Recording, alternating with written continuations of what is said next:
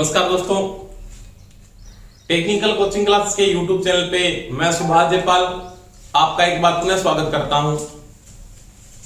दोस्तों, अपने ऐसी थ्योरी का टॉपिक चल रहा था, उसमें अपने RL, RC और RLC पैरेलल सर्किट को पढ़ लिया था और पूरा कॉन्सेप्ट मैंने डीपली आपको पढ़ा दिया पिछली क्लासों के अंदर।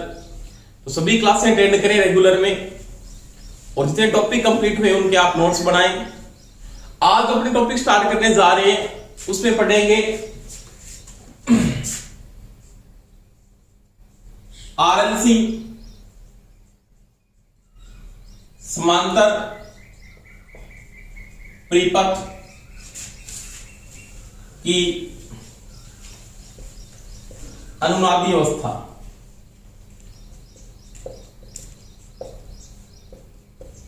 इसके बारे में बात करेंगे। RLC समांतर परिपथ की रेजोनेंस अवस्था के बारे में पढ़ेंगे। आपने RLC सीरीज परिपथ की अनुनादी अवस्था को पढ़ लिया था। दोनों में डिफरेंस है, एक ही बात नहीं होती, दोनों में डिफरेंस दिया है। यानी RLC पैरेलल सर्किट में अलग कंडीशन आती है और सीरीज में क्या आती है, अलग आती है। आपने सीरीज का रेजोनेंस तो पढ़ लिया था।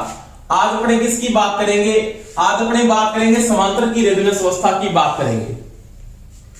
अब देखो दोस्तों, मेरे पास कोई भी ये सर्किट है, ये सर्किट था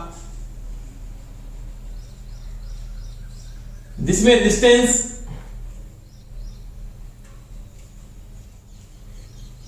इंडक्टर और कैपेसिटर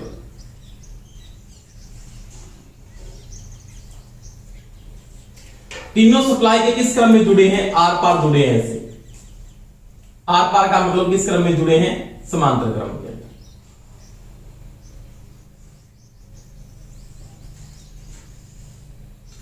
तो ये RLC क्या है? समांतर परिपथ है। इस सप्लाई के साथ ये क्या कर रहा है दोस्तों? काम कर रहा है। इस सप्लाई के साथ जोड़ दिया मैंने, AC के साथ जोड़ दिया। अब देखो, नॉर्मल सी बात होगी यहां पे ये I फ्लो हो रहा है, यहां पे धारा प्रवाह है, उसका मान क्या? IR है, और यहां पे प्रवाह हो रही है, उसका मान क्या है? IL, और ये क्या आपके पास दोस्तों? IC है। समझ में आई मेरी बात? अब देखो, रेजोनेंस की अवस्था में क्या कंडीशन बोलता है? RLC चाहे सीरीज अवस्था हो चाहे समांतर की अवस्था हो, रेजोनेंस अवस्था में एक बात होती है कि जहां पर XL का मान किसके बराबर हो जाता है? XC के बराबर हो जाता है। यानी प्रेरक प्रतिकार्यता संधारित्र प्रतिकार्यता के जब बराबर हो जाती है तो वह RLC समांतर परिपथ की या सीरीज परिपथ की कौन सी अवस्था कहलाती है? अनुनादी अवस्था, या क्या कहलाती है? रेजोनेंस अवस्था कहलाती है। अब देखो, XL का मान अगर यहां पे XC के बराबर है तो यहां पे तो आपने ये तो पढ़ रखा है कि V बराबर क्या होता है? V बराबर VR बराबर BL बराबर क्या होता है? BC। क्योंकि समांतर क्रम में वोल्टेज का मान तो क्या रहता है? समान रहता है। क्या रहता है? समान रहता है। अगर XL का मान XC के बराबर है तो मैं यहां पे नोट करके लिख सकता हूं कि IL का मान भी IC के क्या होगा? बराबर हो जाएगा। IL का मान IC के बराबर हो जाता है। क्यों? क्योंकि आपने पढ़ा है IL बराबर क्या होता है? तो IL बराबर होता है V बटा में XL, यही होता है। और IC बराबर क्या होता है? V बटा में XC। इसका मतलब ये दोनों कंडीशनों में इन दोनों की वैल्यू क्या आती है? बराबर आता है, क्योंकि वोल्टेज का मान भी बराबर है, XL का मान XC के क्या है? बराबर है। तो दोस्तों, यहां पे क्या होगी? दोनों की धाराएं, इन दोनों की धारा क्या हो जाती है? बराबर हो जाती है। क्या हो जाती है? बराबर। अब धारा अगर बराबर हो जाती है तो मैं इसके फेजर की अगर बात करूं, इसका अगर आप फेजर बनाते हो तो इसका जो फेजर होता है वो इस प्रकार से बनता है।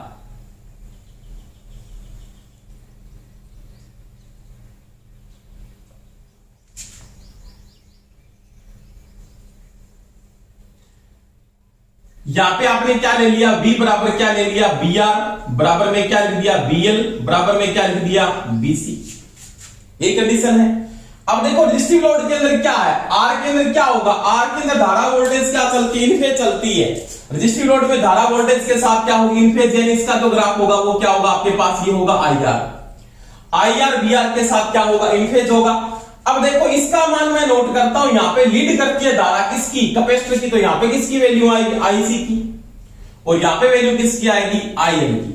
परंतु इन दोनों का जो ये ग्राफ है वो इक्वल वैल्यू को मेंटेन कर रहा है, इन दोनों का मान क्या है, बराबर आ रहा है। यानी क्या है, IC बराबर क्या है, IL है, तो IL बराबर में क्या है, IC है, दोनों का मान क्या है, बराबर है।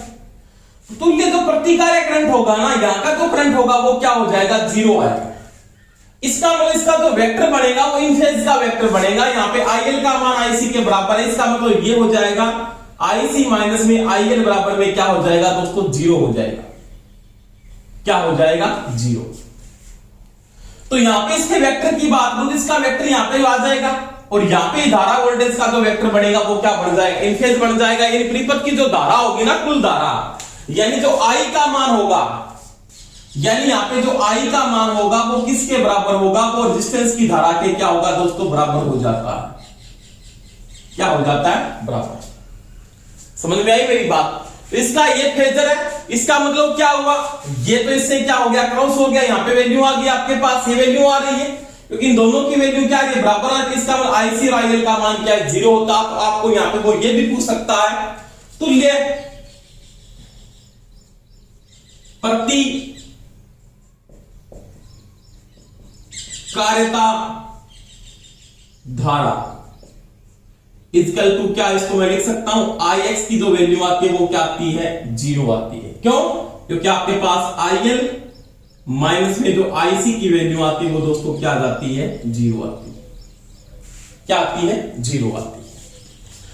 तो ये इसका वेक्टर है, और ये वेक्टर किसका बना है, आपके पास ये वेक्टर बन रहा है, मेरे पास इन फेज का वेक्टर है। किसका वेक्टर है, इन फेज का। अब देखो I का मान अगर IR के बराबर है, किसके बराबर है, I का मान IR के क्या है, बराबर है। I का मान अगर IR के बराबर है तो यहां पे Z बराबर भी क्या हो जाएगा, R हो जाएगा। Z बराबर भी R क्यों हो जाएगा, वो देखो आप, क्योंकि आपने इंपीडेंस को निकाला था। किसको निकाला था, इंपीडेंस को। इंपीडेंस का मतलब आपने प्रतिबाधा को निकाला था। प्रतिबाधा में आपने ये चीज को नोट किया था, पता होगा आपको, 1/Z² बराबर में क्या था, 1/R², प्लस में क्या था, 1/XL माइनस में 1/XC, इसका क्या लिख दो, होल स्क्वायर।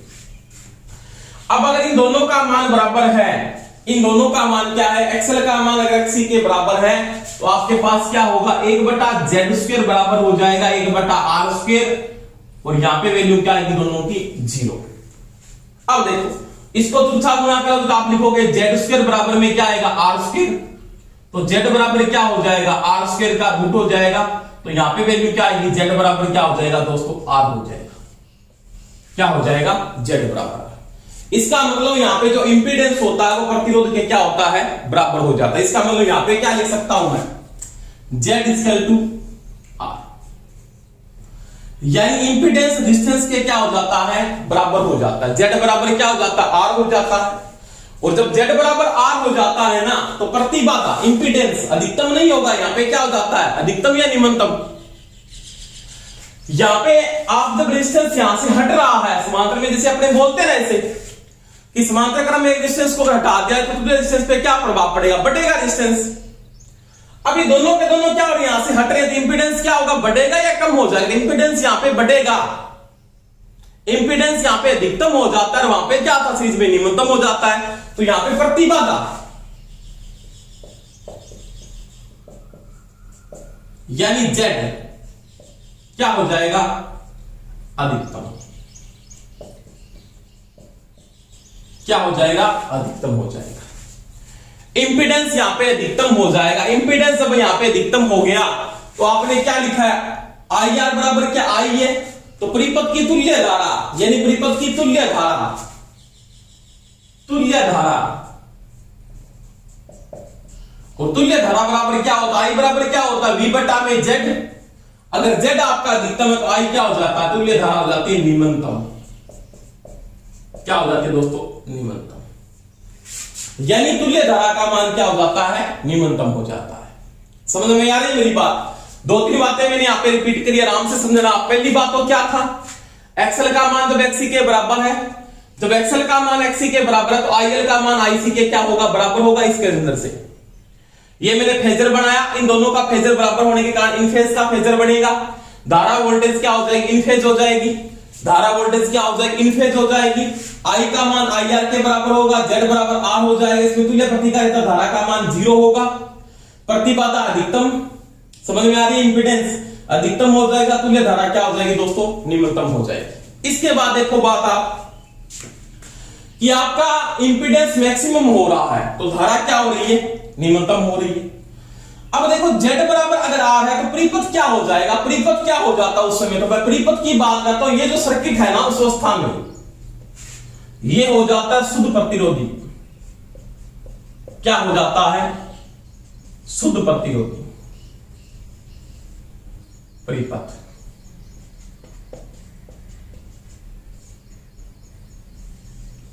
यानी प्योर रेजिस्टिव परिपथ की भांति है सर्किट, उस समय क्या करता है दोस्तों, काम करता है, क्या करता है, काम करता है। अब देखो Z बराबर अगर R है, अगर यहां पे Z बराबर अगर R है तो cos फाई बराबर समांतर में क्या होता है, Z बटा R, इसका मतलब cos फाई का मान क्या हो जाएगा, दोनों का मान बराबर होने के कारण वैल्यू क्या है, एक, यानी पावर फैक्टर का मान क्या हो जाएगा, इकाई, इकाई का मतलब पावर फैक्टर हो जाएगा दोस्तों यूनिटी, क्या हो जाएगा, इसका परिपथ का जो सर्किट का जो पावर फैक्टर होगा वो आपका यूनिटी यानी क्या हो जाएगा, इकाई हो जाएगा। समझ में आई मेरी बात, क्योंकि Z इक्विवेलेंट में क्या R है, और जब पावर फैक्टर 1 होता है सर्किट कौन सा होता है, शुद्ध रेजिस्टिव हो जाता है। और कला कोण, कला कोण थीटा एंगल का तो आपको पता ही है, यहां पे जो एंगल बन रहा है वो कितनी डिग्री का बनता है, 0 डिग्री, कितने का बन जाता है, कला कोण हो जाता है 0 डिग्री, क्या हो जाता है, 0 डिग्री। इसको अपने क्या बोलते हैं, इनफेक्स, क्या कहा जाता है, इनफेक्स। तो ये इसका कला कोण हो जाता है, यानी धारा वोल्टेज क्या हो जाती है, इनफेज हो जाती है। परिपथ किसकी भांति काम करता है, प्योर रेजिस्टिव परिपथ की भांति दोस्तों क्या करता है, उस समय काम करता है। तो ये मैंने किसकी बात की, रेजोनेंस कंडीशन की बात, इसके फेजर की बात की। अब देखो इसमें 2-3 बातें और भी आई, क्या, पहली बात तो ये कंडीशन आपने नोट कर ली, उसके बाद में अगर बात करता हूं इसके अंदर तो ये कंडीशन इसके अंदर और आ जाती है, कौन सी, क्योंकि आपने पढ़ा है, क्या पढ़ा है, बीएल। बीएल क्या है, प्रेरकत्व की अग्राह्यता, इंडक्टर का सस्पेंटेंस किसके बराबर है, 1/XL के बराबर है। समझ में आई मेरी बात। और BC किसके बराबर है, 1/XC के बराबर है। अगर इन दोनों का मान बराबर आ रहा है तो मैं यहां पे ये भी लिख सकता हूं फिर क्या, BL का मान BC के बराबर हो जाएगा, BL का मान BC के बराबर हो जाएगा। तुल्य अग्राह्यता, तुल्य अग्राह्यता यानी BL माइनस में BC बराबर क्या हो जाएगा दोस्तों, 0, क्या हो जाएगा, 0।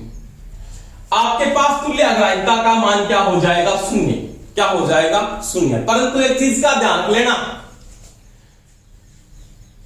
आप यहां पे ये चीज मत लिख देना कि आप ओमेगा एल का मान ओमेगा सी के बराबर, ये नहीं हो सकता, क्योंकि ओमेगा एल किसके बराबर है, ओमेगा एल की मैं अगर बात करूं तो ओमेगा एल किसके बराबर है, ओमेगा एल बराबर होता है क्या,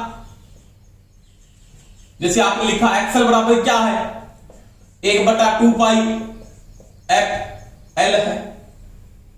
तो एक्सएल किसके बराबर है, तो एक्सएल बराबर तो 1/ओमेगा एल, 1/ओमेगा एल। दूसरी बात एक्सी किसके बराबर है, एक्सी किसके बराबर होता है, सॉरी ये एक्सी है, एक्सी बराबर होता है 1/ओमेगा, 1/2 पाई एफसी, और एक्सी बराबर क्या हो जाएगा बाद में, 1/ओमेगा सी। यानी एक्सी बराबर 1/2 पाई एफसी होता है और एक्सी बराबर 1/ओमेगा सी होता है। अब देखो एक्सएल बराबर क्या होता है, एक्सएल बराबर होता है 2 पाई एफएल, तो ये होता है ओमेगा एल, एक्सएल बराबर। अब देखो ये तो विपरीत है दोनों, ये चीज आपके पास विपरीत है, तो आप ये नहीं लिख सकते ओमेगा एल का मान ओमेगा सी के बराबर नहीं होता। ये चीज का ध्यान रखना, चाहे वो सीरीज है और चाहे वो कौन सा दोस्तों पैरेलल है, ओमेगा एल का मान ओमेगा सी के बराबर नहीं होता। इसको बराबर को मैं अगर क्रॉस कर रहा हूं, इसका मतलब ये दोनों बराबर नहीं होंगे। ये चीज का ध्यान रखना, ऑप्शन में वो आपको दे सकता है कि रेजोनेंस अवस्था में कौन सा संबंध सीरीज या पैरेलल में, ये ऑप्शन डालेगा ज्यादा वो कि क्या ये दोनों बराबर होते हैं, तो ये बराबर कभी नहीं हो सकते क्योंकि ये दोनों विपरीत है, क्योंकि ये देखो ये तो इसके विपरीत है और ये इसका समानुपाती है, यानी ओमेगा इसके क्या विलोमानुपाती, इसके समानुपाती। तो आप ये से लिख सकते हैं कि ओमेगा एल का मान ओमेगा सी के बराबर नहीं होगा। समझ में आई मेरी बात? तो ये चीज का ध्यान लेना, ओमेगा एल का मान ओमेगा सी के बराबर नहीं होता क्योंकि एक्स सी बराबर 1/2 पाई एफ सी और एक्सएल बराबर 2 पाई एफ एल होता। तो ये दोस्तों मैंने बात की रेजोनेंस अवस्था में, कई बातें की आपने कि रेजोनेंस अवस्था में क्या होगी। आपके पास पहली बात एक्सएल का मान एक्सी के बराबर हो गया, इन दोनों का मान बराबर हो गया, आई बराबर आई आर हो गया, जेड बराबर आर कोस फाई का मान 1 कलाकोण 0 डिग्री का। उसके बाद धारा वोल्टेज का जो सर्किट बनता है वो क्या हो जाता है, इन फेज हो जाता है, यानी फेजर किसका बनता है, तो ये फेजर जो बन रहा है वो फेजर किसका आपके पास इन फेज का है, क्या है इन फेज का फेजर है। यानी धारा और वोल्टेज क्या रहती है यहाँ पे इन फेज होती है। परिपथ किस परिपथ की भांति काम करता है, प्योर जिसकी परिपथ की भांति, यानी ये क्या हो जाता है शुद्ध प्रतिरोधी परिपथ की भांति क्या करता है, काम करता है। तो ये मैंने रेजोनेंस अवस्था की बात की। अब देखो रेजोनेंस अवस्था में फ्रीक्वेंसी आवर्ती किसके बराबर होती है उसकी बात करेंगे। पहले आप नोट कर लो आराम से, कोई समस्या है तो मेरे को आप बता सकते हो। तो ये है रेजोनेंस अवस्था की पैरेलल की कंडीशन। सीरीज की बात नहीं कर रहा, किसकी बात कर रहा हूं, समांतर की बात कर रहा हूं।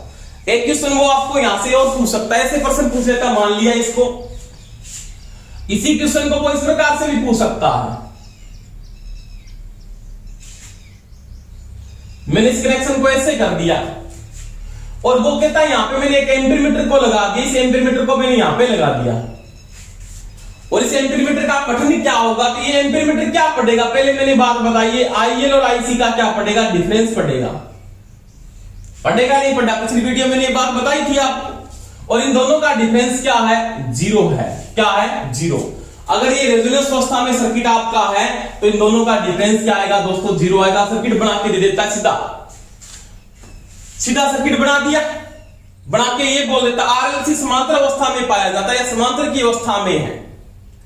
तो इस एम्पीमीटर का पठन क्या होगा, तो आप सीधा बोलोगे एम्पीमीटर का पठन क्या होगा, 0 होगा, क्योंकि इसकी धारा अगर 3 एम्पीयर, इसकी भी कितनी होगी 3, और 3 - 3 क्या होता है 0 होता है। तो ये चीज का भी ध्यान रख लेना, इस प्रकार से क्वेश्चन कंफ्यूज करने के लिए पूछ सकता है। समांतर में वोल्टेज का मान तो दोस्तों क्या रहता है, समान रहता है। तो ये रेजोनेंस अवस्था की कितनी कंडीशन है वो आपको एक एक कंडीशन को याद रखना है। पहली बात तो यहाँ पे ये बराबर होता है, ये भी बराबर होता है, ये भी होता है, ये भी होता है। उसके साथ मैंने बता दी है तुल्य प्रतिकारिता की वैल्यू क्या आती है, 0 आती है। तुल्य प्रतिकारिता धारा का मान क्या रहता है, 0 आता है। प्रतिबाधा क्या होती है, इसके में अधिकतम हो जाती है और सीरीज में क्या होती है, निम्नतम हो जाती है। क्योंकि यहाँ पे जो रेजिस्टेंस हटता है ना, तो आपका जो, जैसे मैंने एक सिंपल बात कहता हूं, ये सर्किट है ऐसे, अगर समझ में नहीं आ रही बात, ये R1 है, ये R2 है, ये R3 है मान लिया। अगर समांतर में कोई रेजिस्टेंस हटाया जाता है तो R का मान क्या होता, तुल्य रेजिस्टेंस का मान क्या होता, बढ़ता है। उसी प्रकार ये दोनों के दोनों यहां से हट रहे हैं, इसका मतलब तुल्य प्रतिबाधा का मान क्या हो रहा है, बढ़ रहा है। इंपीडेंस बढ़ेगा तो धारा क्या हो जाएगी दोस्तों, निम्नतम हो जाएगी। परिपथ का पावर फैक्टर क्या होगा, यूनिटी का कौन होगा, 0 डिग्री का। फेजर में ये बना के बता दिया, इन फेज का फेजर बनेगा आपका, और बीएल का मान बीसी के बराबर होगा, परंतु ओमेगा एल का मान ओमेगा सी के बराबर कभी नहीं होगा, चाहे वो सीरीज हो और चाहे वो पैरेलल हो। ये चीज का ध्यान रखना है, मोस्ट इंपॉर्टेंट है। ऑप्शन में वो कंफ्यूज करेगा आपको। एक ऑप्शन में आपको ये दे देता है, एक उसने ये दे दिया, और एक ये चौथा ऑप्शन उसने ये दे दिया। कि कौन सा संबंध सही नहीं है, तो ये संबंध बराबर जरूर, ये बराबर नहीं है तो ये तो सही बता रहा है बात। अगर मैं इसको ऐसे लिख दूं ना तो ये गलत है, ये नहीं हो सकता कभी। ओमेगा एल का मान ओमेगा सी के बराबर कभी नहीं हो सकता रेजोनेंस की अवस्था में। तो ये कंडीशन का ध्यान रख लेना। इसका मतलब मैंने क्रॉस किया है ना, इसका मतलब ये बराबर कभी नहीं होंगे, चाहे वो रेजोनेंस है चाहे वो रेजोनेंस नहीं है, इन दोनों का मान बराबर नहीं आएगा कभी भी। समझ में आई बात? क्यों? क्योंकि ये फ्रीक्वेंसी के विलोमानुपाती चल रहा है और ये फ्रीक्वेंसी के क्या समानुपाती है। तो रेजोनेंस अवस्था में इन दोनों का मान कभी भी बराबर नहीं हो सकता। समझ में आ रही है मेरी बात? तो ये मैंने रेजोनेंस अवस्था की बात की। इसके बाद देखो रेजोनेंस की आवृत्ति के बारे में पढ़ते हैं, फ्रीक्वेंसी।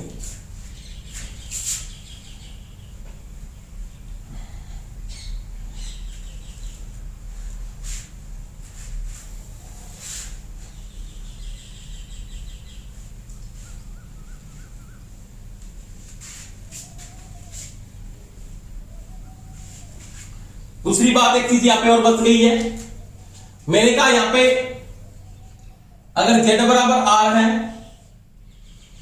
अगर z बराबर यहां पे r है, एक कंडीशन में ये भी लिख सकता हूं ना y बराबर क्या होता है, तो y बराबर 1 बटा क्या होता है, z होता है, और g बराबर क्या होता है, 1 बटा r होता है। तो यहां पे आप ये भी लिख सकते हो कि अगर इन दोनों का मान बराबर है तो g बराबर क्या होगा, y भी होगा। चालकता प्रवेशिता का क्या हो जाती है, बराबर हो जाती है। क्यों, इस कंडीशन को आप निकाल सकते हो क्योंकि आपने पढ़ा था y बराबर जी स्क्वायर प्लस में bl माइनस में bc की होल स्क्वायर का रूट। अब इन दोनों का मान तो मैंने बता दिया कि bl का मान और bc का जो डिफरेंस है वो क्या आएगा, 0 आएगा, क्योंकि दोनों का मान बराबर है यहां पे रेजोनेंस में। तो मैं क्या लिखूंगा, y स्क्वायर y बराबर हो जाएगा जी स्क्वायर प्लस में क्या आएगा 0, और जी स्क्वायर का रूट क्या होता है, जी होता है, तो y बराबर क्या होती है, जी होती है। चालकता होती है वो प्रवेशिता की क्या हो जाती है, बराबर हो जाती है। यानी जब z बराबर r है तो g बराबर क्या होगा दोस्तों, y भी हो जाता है। तो ये मैंने बात की। अब देखो इसकी आवृत्ति की बात करते हैं।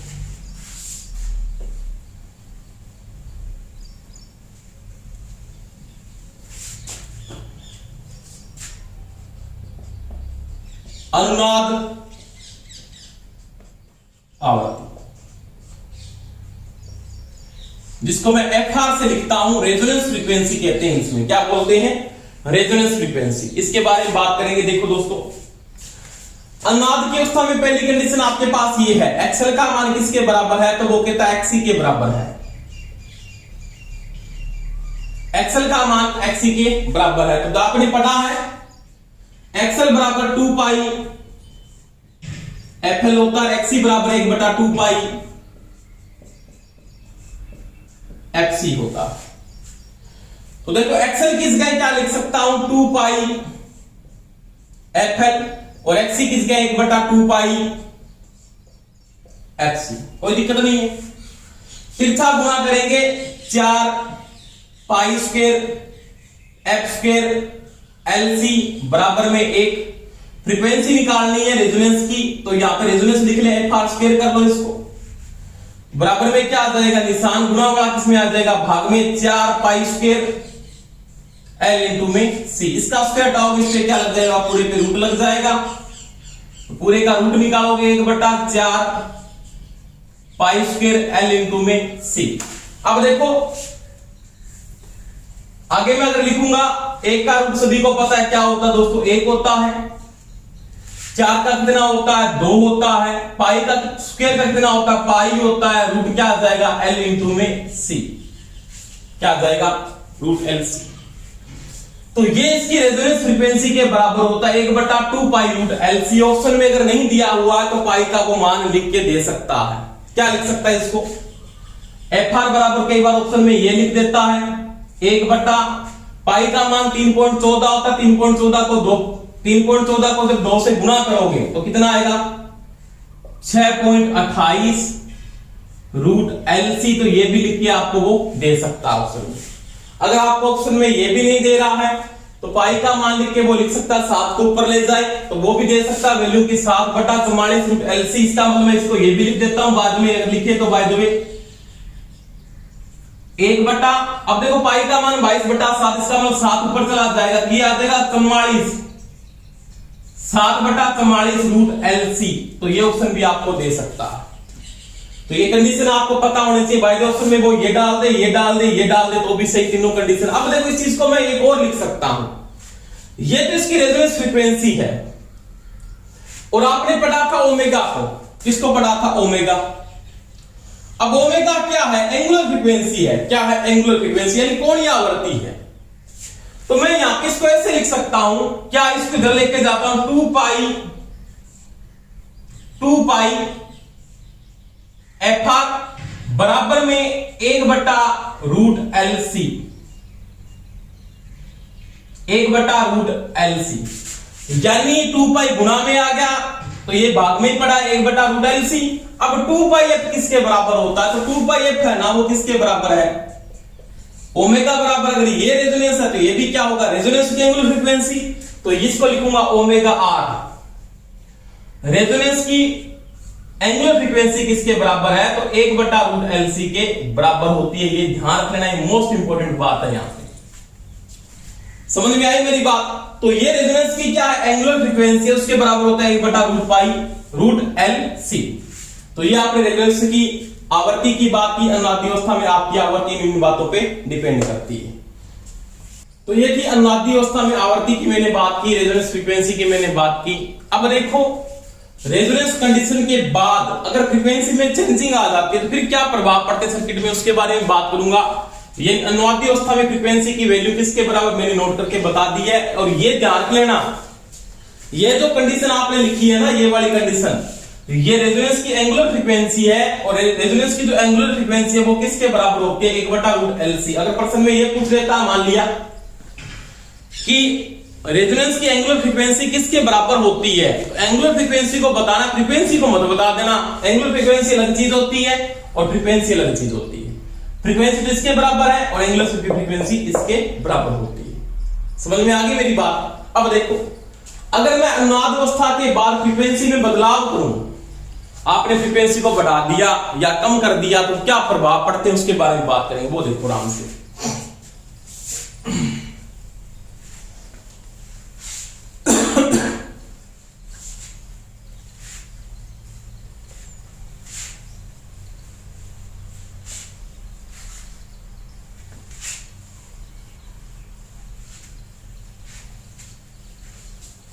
देखो टॉपिक क्या है, RLC समांतर की अनुनादी अवस्था, यानी अनुनादी अवस्था, RLC समांतर की अनुनादी अवस्था के बाद आवृत्ति में बदलाव करने पर परिपथ पर पड़ने वाले प्रभाव, परिपथ पर पड़ने वाले प्रभाव, इसके बारे में बात करेंगे। यानी आप रेजोनेंस अवस्था में थे, पहले कहां पे थे, अभी कहां पे हो, घर पे ही होंगे। आप किस अवस्था में थे, रेजोनेंस अवस्था में थे। आप पहले रेजोनेंस की अवस्था में थे, और जब रेजोनेंस की अवस्था में आप थे ना, तो वो कहता रेजोनेंस अवस्था में मेरे को कंडीशन फिक्स पता है, ये होगा यहां पे। तो अब अगर रेजोनेंस अवस्था से मैं बाहर निकलता हूं, बाहर निकलने के लिए क्या करना पड़ेगा, फ्रीक्वेंसी को चेंज करना पड़ेगा, आवृत्ति को बदलना पड़ेगा। और जब आवृत्ति बदलता हूं तो सर्किट पे क्या क्या प्रभाव पड़ते हैं उसके बारे में बात करेंगे। सबसे पहले प्रभाव की बात करेंगे इंपीडेंस पर, यानी प्रतिबाधा, यानी Z पर प्रभाव, यानी इंपीडेंस के ऊपर क्या प्रभाव पड़ता है उसके बारे में बात करूंगा। देखो आराम से सर्किट के अंदर बात करते हैं। ये सर्किट है मान लिया आपका, एक ग्राफ से समझा दूंगा, बिल्कुल समझ में आ जाए, कोई समस्या नहीं होने वाली आपकी।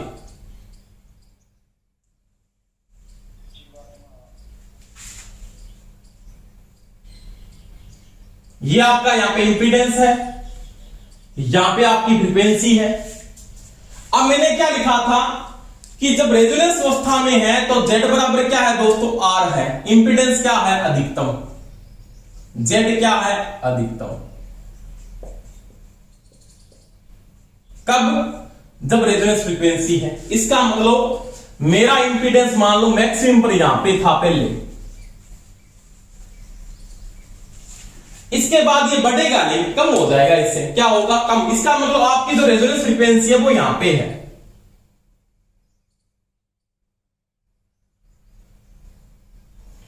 ये इसका दोस्तों क्या है, FR है। और FR पे यहां पे जो इंपीडेंस है, यहां पे Z है, वो क्या है, अधिकतम था। क्या है, अधिकतम। आपके पास जो इंपीडेंस की वैल्यू आ रही है वो इंपीडेंस की वैल्यू क्या आपके पास दोस्तों, मैक्सिमम है।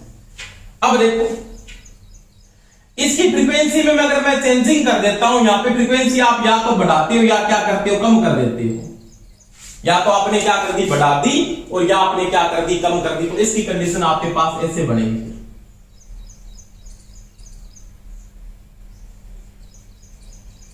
ये कंडीशन बन जाएगी। यानी रेजोनेंस अवस्था के बाद अगर आप आवर्ती में चेंजिंग करोगे, आवर्ती इधर क्या होगी आपकी दोस्तों हाई होगी, इधर क्या होगी लो होगी, इधर क्या होगी हाई होगी, इधर क्या होगी लो होगी। तो आपको एक बात समझनी पड़ेगी, जेड के मान में कमी आएगी, इंपीडेंस का मान कभी बढ़ नहीं सकता, चाहे आप फ्रीक्वेंसी को ज्यादा कर दो चाहे क्या कर दो कम कर दो। कैसे? देखो मैं फ्रीक्वेंसी को बढ़ा देता हूं तो पहली बात एक्सी बराबर क्या है 1/2 पाई एफसी है ना, है ना। एक्सी बराबर 1/2 पाई एफसी है। अब एक्सी बराबर ये है, एक्सी की जगह क्या लिख सकता हूं, एक्सी की जगह आप एक चीज लिख रहे हो यहां पे, एक्सी बराबर होता है 1/BC। क्या होता है 1/BC, यानी 1/BC बराबर होता है 1/2 पाई एफसी, यानी BC बराबर क्या हो जाएगा 2 पाई एफसी, ये हो जाएगा। समझ में आई मेरी बात? अब देखो आपने ये भी पढ़ा, BL बराबर क्या होता है 1/XL होता है ना, कि BL बराबर क्या होता है, तो BL बराबर होता है 1/XL। अब BL किसके बराबर है, BL के बराबर जो मेंटेन कर रहे हो, यानी BL की जो वैल्यू आ रही है, तो BL बराबर क्या हो जाएगा 1/2 पाई एफएल, यानी ये फ्रीक्वेंसी के विलोमानुपाती है। समझ में आ रही है? और ये इसके क्या है समानुपाती है। जब आपकी फ्रीक्वेंसी बढ़ेगी क्या होगी, फ्रीक्वेंसी बढ़ेगी तो BC बढ़ेगा और BL क्या हो जाएगा कम। समझ में आ गई बात? इसका मतलब इधर जाऊंगा तो इधर तो हो जाएगा BC ग्रेटर देन किससे हो जाएगा BL, ये हो जाएगा। अगर मैं इधर जाता हूं तो BC ग्रेटर देन क्या हो जाएगा BL हो जाएगा, कि BC ज्यादा है, फ्रीक्वेंसी बढ़ रही है, फ्रीक्वेंसी हाई किया आपने और फ्रीक्वेंसी जब आपने बढ़ाई तो BC का मान तो बढ़ा और BL का मान क्या हुआ कम हुआ, इसका मतलब इधर हो जाएगा BC ग्रेटर देन BL। अब देखो इधर कम किया आपने फ्रीक्वेंसी, अगर आपने फ्रीक्वेंसी को कम किया तो फ्रीक्वेंसी जब कम की तो BC का मान तो क्या हो गया कम हो गया, फ्रीक्वेंसी लो की, एफएल का मान लो, एच का मान हाई, एफ आर का मान रेजोनेंस। आपने कम की तो BC का मान क्या हुआ कम हुआ, परंतु कम करने पे BL का मान बढ़ गया, इसका मतलब BL ग्रेटर देन हो गया। समझ में आ रही मेरी बात? अब ये कंडीशनें हो रही है, ये कंडीशन जब होती है तो मेरे को पता है क्या y² बराबर G² प्लस में BL माइनस में BC का होल स्क्वायर। इसका मतलब इन दोनों का डिफरेंस आना शुरू हो चुका है, और इन दोनों का डिफरेंस आना जब शुरू हो चुका है इसका मतलब y का मान क्या होगा बढ़ेगा। क्या होगा, ये y बढ़ेगा, इन दोनों का मान आना शुरू हो गया। पहले इन दोनों का मान क्या था 0 था, पहले वैल्यू की डिफरेंस क्या था 0, क्योंकि BL का मान BC के बराबर था, क्योंकि यहां पे क्या था BL BC के बराबर था कि नहीं था, तो रेजोनेंस था, तो कोई डिफरेंस नहीं था, डिफरेंस क्या था 0 था। अब क्या डिफरेंस आना शुरू हो गया, इसका मतलब y बढ़ेगा। क्या बढ़ेगा, प्रवेशिता बढ़ेगी, और जब प्रवेशिता बढ़ती है ना तो z बराबर क्या होता है 1/y और y बराबर 1/z। एक ही बात, जब ये बढ़ेगा तो ये क्या होगा घटेगा, क्या होगा घटेगा। तो ध्यान रखना दोस्तों, अनादि अवस्था के बाद अगर आप फ्रीक्वेंसी को बढ़ाते हो, समांतर की बात कर रहा हूं, सीरीज की बात नहीं कर रहा, फ्रीक्वेंसी को बढ़ाते हो या कम करते हो, आपका इंपीडेंस क्या होगा घटेगा, कभी बढ़ नहीं सकता। आपका इंपीडेंस क्या होगा घटेगा। ये चीज का दोस्तों ध्यान रख लेना। समझ में आ गई मेरी बात? तो इंपीडेंस आपका क्या होगा घटेगा, चाहे आप फ्रीक्वेंसी को बढ़ा दो और चाहे क्या कर दो कम कर दो, इंपीडेंस के मान में क्या आएगी कमी आएगी। तो ये था इंपीडेंस के ऊपर प्रभाव, नोट कर लो। कोई समस्या है तो मेरे को बता सकते हैं, वैसे कोई समस्या नहीं, मैंने ग्राफ से इसको समझा दिया। अब देखो आगे 2 नंबर बात करता हूं।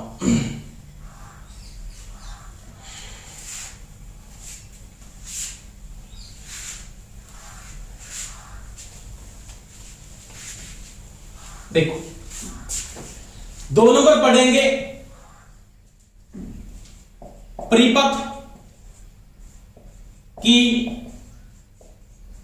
तुल्य धारा पर प्रभाव, यानी आई के ऊपर, इसके ऊपर बात करेंगे आई पर प्रभाव क्या पड़ रहा है।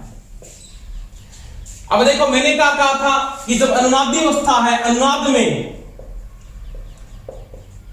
आई क्या था, तो आई दोस्तों क्या था, जेड अधिकतम था, तो आई क्या था, निम्नतम था। क्या था, निम्नतम। किसकी बात की मैंने, समांतर की बात, पैरेलल।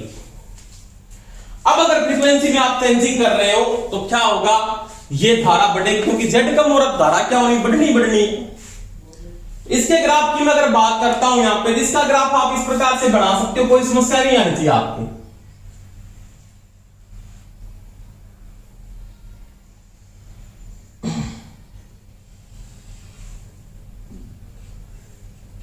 ये फ्रीक्वेंसी है, ये इसका करंट है। अब देखो यहां पे कोई भी कंडीशन ले लो, जहां पे क्या था, आई का मान निकाल रहे हैं,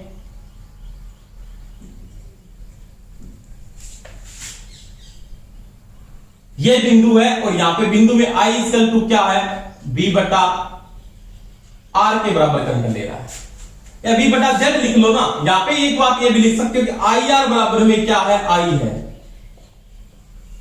ये कंडीशन है। और ये आपकी कौन सी कंडीशन है, ये कंडीशन जो है वो रेजोनेंस की है, ये इससे क्या है, हाई है, और ये इससे क्या है, लो है। अब देखिए इसके बाद आपने फ्रीक्वेंसी में चेंजिंग कर दी, यहां पे आई आर बराबर क्या है, आई है, इसका मतलब आई यहां पे क्या था, निम्नतम था, क्या है, निम्नतम। अब देखो इसका जो ग्राफ बनेगा वो इस प्रकार से बना दो,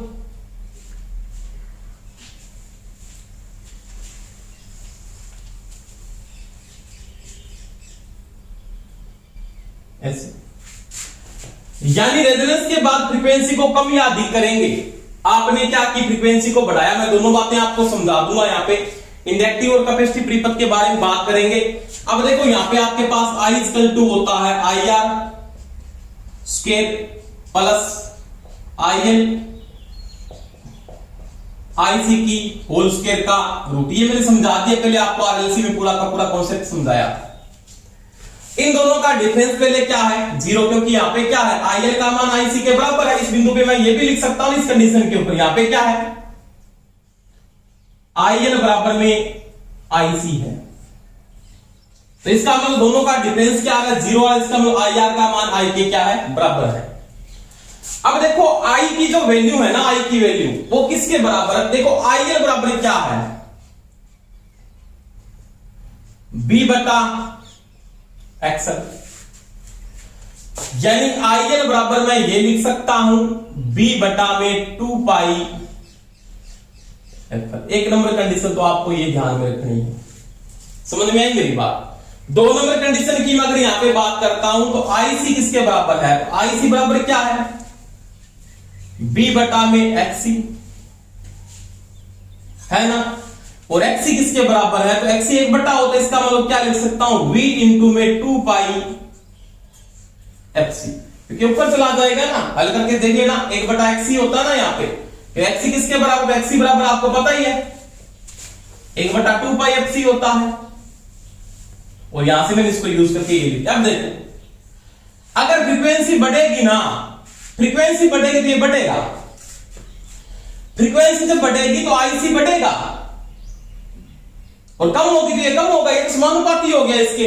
और ये क्या, फ्रीक्वेंसी बढ़ने पे ये तो कम होगा, और कम होने पे ये क्या होगा, बढ़ेगा। तो फ्रीक्वेंसी आपकी बढ़ रही है ना, तो क्या हुआ, आईसी ग्रेटर देन हो गया किससे, आईएल से। आपने फ्रीक्वेंसी को हाई किया, फ्रीक्वेंसी जब बढ़ी तो आपका आईसी क्या हुआ, बढ़ा, तो आईसी बड़ा हो गया, और आईएल क्या हो गया, छोटा, यानी आईएल का मान क्या हो गया, कम हो गया। अगर ये करंट फ्लो हो रहा ना, तो परिपथ कौन सा कहलाएगा, कैपेसिटिव हो जाएगा। परिपथ कौन सा होगा, कैपेसिटिव हो जाएगा, संधारित्र परिपथ, यानी परिपथ आपका कौन सा हो जाएगा, कैपेसिटिव। कौन सा हो जाएगा, कैपेसिटिव या संधारित्र परिपथ कहलाएगा, संधारित्र परिपथ हो जाएगा। समझ में आ गई बात। इसका मतलब इधर पावर फैक्टर कौन सा आने वाला है, लीडिंग आएगा। क्या आएगा, लीडिंग आएगा। यानी इधर पावर फैक्टर आएगा आपका अग्रगामी। क्या आएगा, अग्रगामी। समझ में आ गई मेरी बात। अगर रेजोनेंस अवस्था के बाद अगर फ्रीक्वेंसी को आप बढ़ा देते तो आपको प्रश्न में ये पूछ सकता है कि फ्रीक्वेंसी बढ़ा दिए तो परिपथ किस परिपथ की भांति काम करेगा, कैपेसिटी परिपथ, परिपथ का पावर फैक्टर कौन सा हो जाएगा, अग्रगामी हो जाएगा। यहां पे कितना होता है, यूनिटी होता है। यूनिटी का मतलब क्या होता है दोस्तों, एक होता है। तो यहां पे पावर फैक्टर आपका आएगा अग्रगामी, यानी क्या आएगा, लीडिंग आएगा। परंतु आपने फ्रीक्वेंसी को कम कर दिया, लो किया। रेजोनेंस से आपने फ्रीक्वेंसी को क्या किया, लो किया, यानी क्या किया, कम किया। फ्रीक्वेंसी जब कम की तो आईएल तो क्या हो गया, बढ़ गया। आईएल तो बढ़ गया, परंतु फ्रीक्वेंसी कम होने से आईसी का मान क्या हुआ, कम। इसका मतलब आईएल ग्रेटर देन हो गया किससे, आईसी से। ये कंडीशन आ गई। और ये कंडीशन जब आती है, तो ये कंडीशन जब आएगी तो आपके पास परिपथ का पावर फैक्टर क्या हो जाता है, क्या हो जाता है पावर फैक्टर, पश्चगामी। और परिपथ किसकी भांति काम करता है, इंडक्टिव हो जाता है, इंडक्टिव। इंडक्टिव का मतलब होता है प्रेरकीय। कौन सा हो जाता है, परिपथ आपका प्रेरकीय हो जाता है। यानी लैगिंग पावर फैक्टर हो जाएगा, इधर क्या हो जाएगा, लीडिंग हो जाएगा। आपकी धारा, तो धारा में तो क्या हो रही है, वृद्धि हो रही है ना। ये कंडीशन, दोनों का डिफरेंस है, इन दोनों का डिफरेंस। और जब इन दोनों का डिफरेंस आना शुरू हो जाता है, इन दोनों का डिफरेंस आना शुरू हो जाता है, तो मेरे को पता धारा के मान में क्या होगी, वृद्धि। धारा आई, इसका मतलब तुल्य धारा, ऐसे लिख सकते, तुल्य धारा बढ़ेगी। इंपीडेंस घट रहा था, इसका मतलब तुल्य धारा के मान में क्या होगी, वृद्धि हो जाएगी। आपकी तुल्य धारा बढ़ेगी क्योंकि दोनों का डिफरेंस आना शुरू हो गया। चाहे बढ़े फ्रीक्वेंसी चाहे कम हो, दोनों का डिफरेंस आएगा तो तुल्य धारा के मान में क्या होगी, वृद्धि होगी। तो ये मैंने समझा दिया आपको कि फ्रीक्वेंसी हाई होने पर तो ये कंडीशन हो जाएगी, लो होने पर ये कंडीशन हो जाएगी। हाई होने पर इसको कैपेसिटी परिपथ बोलेंगे या अग्रगामी पावर फैक्टर देगा ये, और इसको क्या बोलेंगे, पश्चगामी। और परिपथ कौन सा माना जाएगा, इंडक्टिव परिपथ हो जाएगा। यानी ये आरएल की भांति काम करेगा, ये किसकी भांति काम करेगा, आरसी की भांति काम करेगा। इसको मैं बोलूंगा ये आरसी की भांति काम करेगा उस अवस्था में, क्योंकि परिपथ का पावर फैक्टर लीडिंग में चला गया तो आरसी की भांति काम करेगा। इकाई तो है नहीं उसका, तो वो लीडिंग में आरसी की भांति काम करेगा। यहां पे किसकी भांति काम करेगा, आरएल की भांति काम करेगा। तो ये दोस्तों मैंने बात की थी कि धारा पे क्या प्रभाव पड़ता, धारा के प्रभाव को मैंने बता दिया है। अगर पावर फैक्टर का मान, यहां पे तो इकाई था, यूनिटी था ना, हाँ एक था। इधर क्या हो रहा है, पावर फैक्टर का मान गिर रहा है, अग्रगामी में जा रहा है, इधर क्या जा रहा है, पश्चगामी में जा रहा है। अब देखो अभी इसके बाद एक बात और करते हैं।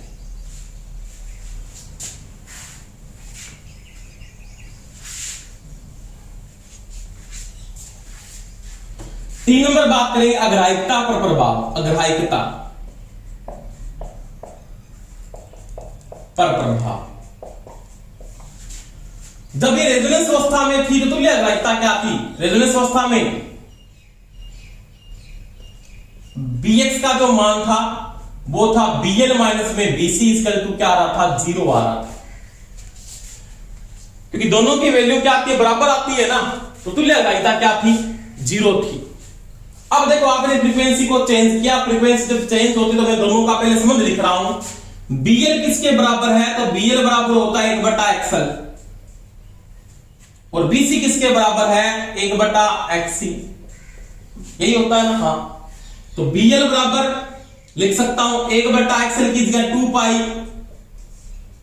fl, और इसकी जगह लिख सकता हूं सीधा 2π fc।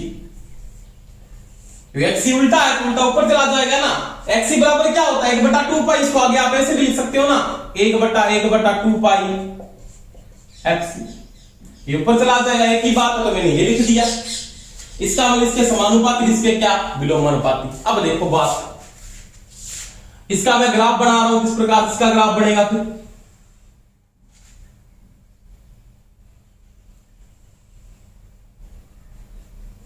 ये फ्रीक्वेंसी है, ठीक है, क्या है, फ्रीक्वेंसी। अब एक तो समानुपाती के साथ चलना है और एक को क्या चलना है, विलोमानुपाती के साथ। यानी एक तो समानुपाती में बढ़े, जैसे एक तो ये बढ़ेगा, ऐसे जाएगा ग्राफ इसका, एक तो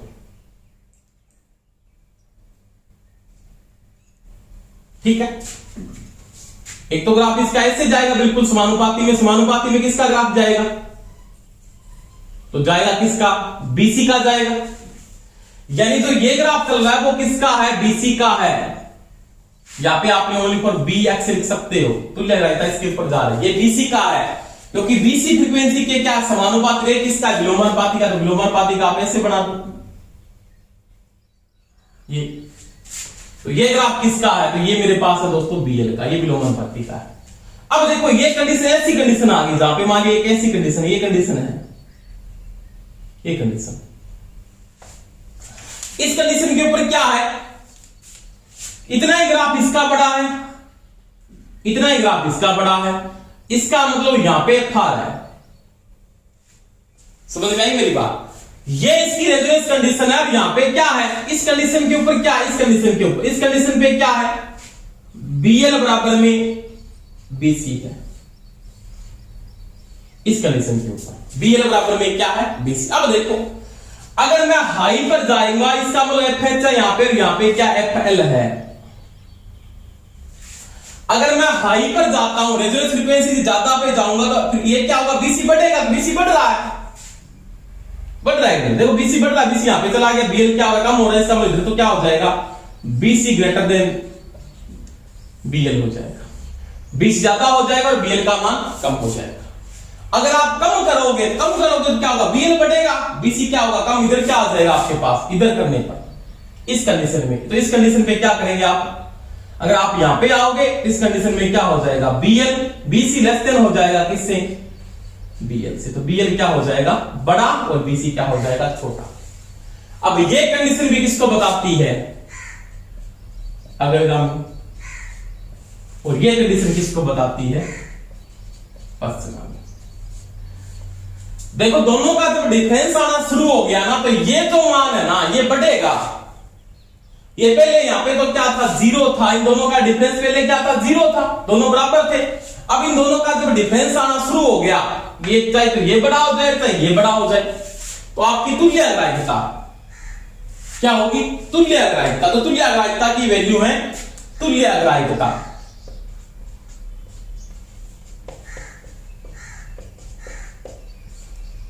क्या होगी दोस्तों? बढ़ेगी।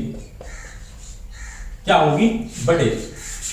अगर रेजोनेंस अवस्था के बाद अगर आप फ्रीक्वेंसी में चेंजिंग करते हो, चाहे आप बढ़ाते हो चाहे उसको कम करते हो, आपकी तुल्य अग्राह्यता में क्या होगी दोस्तों? वृद्धि होती है। तुल्य अग्राह्यता क्या होगी? बढ़ेगी।